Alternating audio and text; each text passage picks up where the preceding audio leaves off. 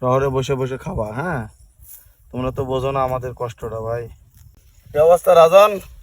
জি ভাই ভালো, আপনি ভালো আছেন? আর ভাই ভালো, কাজ করতে আছে না। জি ভাই, দেখতেছি অনেক গাছ তো উঠে ফেলছেন। হ্যাঁ ভাই, তাহলে কয় গানিতে লাগাবেন? ওই পাশে 18 কানির আছে এক দাগে, ওই জায়গার জন্য পাতা উঠছে, যে মামা উঠছে, আমি উঠছি।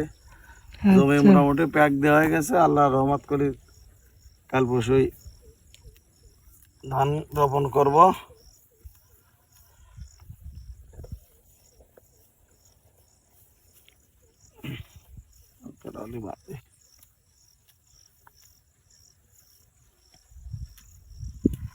কি অবস্থা রাজন?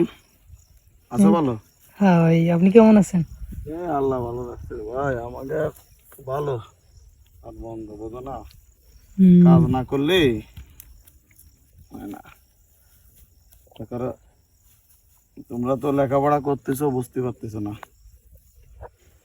কর্মজীবনে আসো, তখন বুঝতে পারবা যে কাজ না করলে কি মামা। এই যে মনে করো যে একটা ভাত আমরা খাই, এই ভাতটার পিছনে আমাদের কতগুলো শ্রম দিতে হয়। প্রথমে একটা জমি প্যাক দিয়ে ধানের বীজ সেখানে ছিটাই রাখার পরে এই যে চারা হয়, এই চারা বা পাতো, এই পাতো আমরা আবার জমি প্যাক দিয়ে সেখানে দেব। কয়েক মাস পরে আস্তে আস্তে এইগুলো আবার মনে করো বড় হবে, তারপরে ধান হবে, তারপরে আস্তে আস্তে সেই চাল তোমরা শহরে বসে বসে খাবা। হ্যাঁ, তোমরা তো বোঝো না আমাদের কষ্টটা ভাই, বোঝো?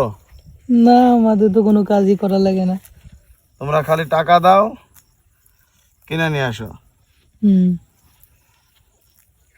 ওই যে আমার মিজানুর ভাই আছে, ও তো বোঝে না, আমাকে কষ্ট তো বোঝে না।